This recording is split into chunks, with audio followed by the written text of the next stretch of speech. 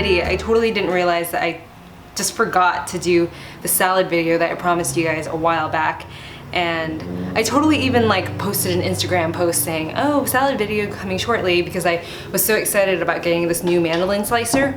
I actually had this Mandoline slicer right here. It was only like 20 bucks. I had this on my Amazon wish list for like a year.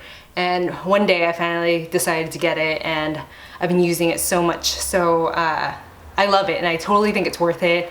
I don't know why I waited so long to get it, because this is just amazing. You have to be kind of careful. I haven't hurt myself yet, knock on wood. Well, it comes with all these different attachments. Like you can make like a julienne slicer or like a thin carrot slicer. It's really cool, but for the most part, I kind of use it just for the coins and like the ribbons that it makes.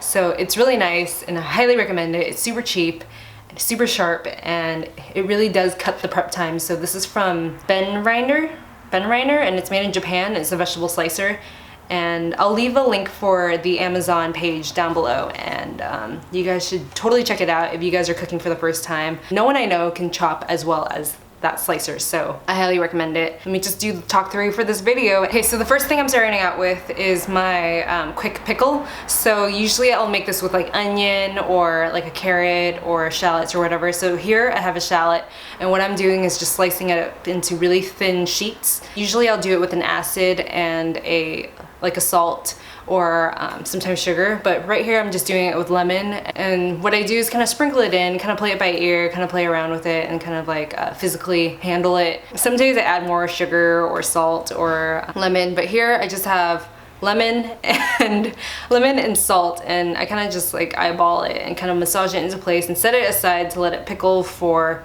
I don't know, like half an hour or so.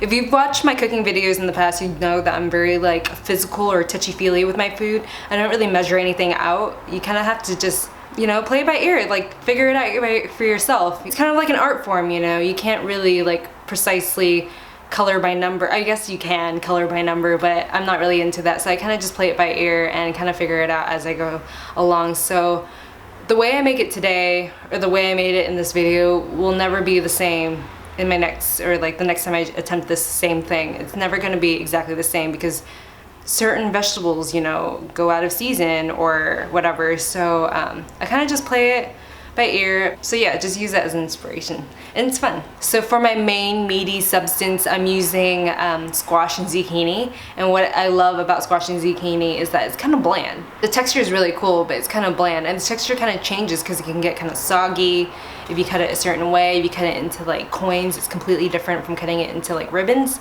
So right here I'm just like slicing it right down the center and kind of running it through my Mandoline slicer, and you get these sheets of like almost like lasagna or like a really thick pasta sheets, and it's just really cool. It's a really fun texture to play with. So I'm just slicing up like 2 small squashes and 2 small zucchinis. And then at Trader Joe's they had this crazy like medley of carrots, and they were all like, well, there was like the orange carrot, which is normal, but there was like a yellow carrot and like a purple carrot.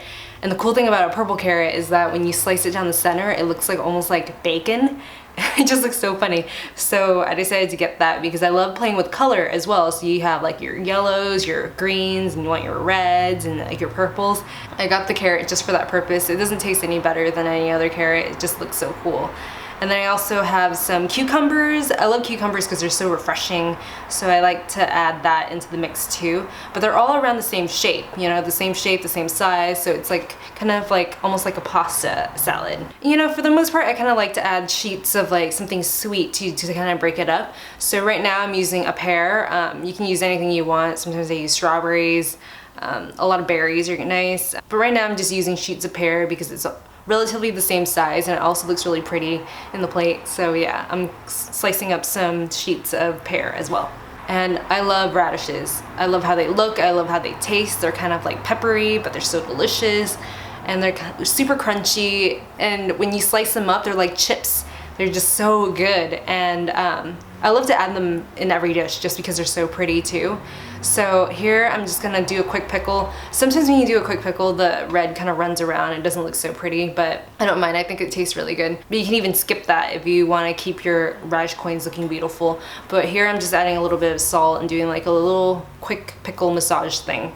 And if you guys don't already know, I love eggs. I love them every single way possible, and it's like my main source of protein. It's just so easy to get a hold of. It's super cheap. You don't feel bad if you do it wrong because it's so cheap. So right now I'm just gonna poach the eggs, and the way I do it is I just kind of let the water kind of barely simmer. It's just like kind of hot, but it's not even like a rolling boil or anything. It's just hot enough to cook an egg. And what I do is I crack my eggs into a teacup, and then I lower the teacup into the water and kind of just drop it in one by one. Sometimes I use like the apple cider or the vinegar method, which is you put a little bit of vinegar in, you stir up the pot, and you drop the egg in, and it kind of just like wraps up on it to itself.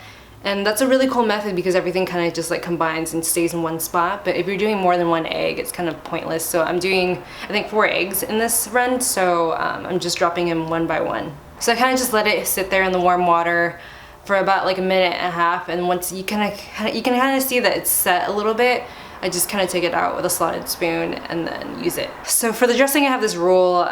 It's not really that strict, but it's just oil, acid, salt, pepper, seasoning, whatever. So for my acid, I'm using blood oranges, which is, in all honesty, it's not that much acid. So if I can go back and redo it, it ended up a little bit bland, to be honest. But if I could do it again, I would add a little bit more vinegar to it just to make it more punchy.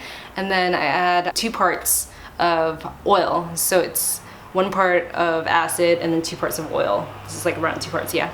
So, and then season it with salt, pepper, whatever you like. It wasn't like too bland because I did add a little bit of lemon at first, but it's just not enough lemon. I should have added more, or just like tasted it before, because it was a little bit bland when it came out, and I ended up having to use like a bit more of whatever afterwards. So if that's the case and you feel like it's too bland, it's a good idea just to cut a wedge of like lemon or a wedge of lime and leave it on the side of the plate so that whoever is eating with you can like just it for themselves. Yeah, it's according to everyone's taste. Everyone else said it was fine, like my friends Nick and Lindsay, but they're like nice, so they're just gonna say it's fine. Jeannie said it was good too, so I thought it was kind of bland. So if I could do it again, I would add a bit more acid. You can tell I'm really bummed out about this, huh? And also I do everything in a jar, like a reused jar, just so I can shake it up and you can actually see everything emulsify, and like everything just kind of turns like, just like how you use your makeup remover, how when you shake it up it gets all milky and cool looking. That's exactly how your salad dressing gets, and it's just cool to look at. So yeah, I kind of shake it up. And then to plate, so I just kind of just grab handfuls of random stuff. And so what I have here is a handful of spinach. I kind of just drop it down. It makes for a nice bed too. So it kind of, everything kind of rests on top, and it's kind of bouncier. I like to put the soft things on the bottom just so it bounces around. So if you're making like soba noodles in place or in lieu of the spinach, put the soba noodles on the bottom so everything can rest up on top, and you can just go in and kind of dive in from the top down. I don't know if that makes any sense, but it makes sense to me, and it's fun to play with. And kind of just toss in the rest of your ingredients, so like your squash, your zucchini, your carrot strips, and kind of just like layer it around so that all the colors are showing, because it's fun. Kind of have a little bit of fun with it because it's meant to be fun. So I kind of just like put everything around, and then kind of like take my hands and kind of physically go in and rearrange things so that it looks colorful and kind of appealing. It kind of looks like a pasta plate to me, which is nice. I love pasta. And what I like to do on top is just add the pear, because the pear kind of sinks to the bottom. It gets kind of soggy otherwise, so I like to lay it on top. And also it's also really pretty when you actually get the pear shape in there. So I kind of layer pears around. And then also radishes go on top too because they're so pretty. So I kind of layer them around and kind of like polka dot the plate a little bit. So anything that's pretty goes up top, and everything that's ugly or like a solid color or kind of boring looking goes on the bottom. I guess that's the general idea. And then of course your shallots, because it adds a punch where the dressing was lacking, so that kind of made up for it. And then I also added in a bit of like grapes. These are little tiny, teeny tiny grapes, and I thought they were so cute. I saw them at Trader Joe's, and I'm like, oh my god, I have to add that to my salad. And then add your poached egg. The cool thing about the poached egg is that once you cut into it, it adds a nice like sauce. The yolk kind of spreads around. It makes a really good sauce for your salad too. And I love bacon, so I added it at the end. And also the carrots kind of look like bacon, so I thought it'd be funny to add in actual bacon, so I added bacon. Everyone knows how to make bacon. The way I make my bacon is I just pop it in the oven and let it do its thing for like 10-15 minutes, and it comes out perfect, like from end to end. It's like beautiful. So I added bacon because I just love bacon. It's just so salty and delicious. And that's it. All you do is spoon the dressing on top and kind of just get it in there. Like I said, I should have added more acid to the dressing. Everyone else thought it was okay, but I thought it was lacking in acid, so I would have done that. But yeah, I just kind of take a spoon and kind of spoon everything in place. You can even like just pour the jar over on top.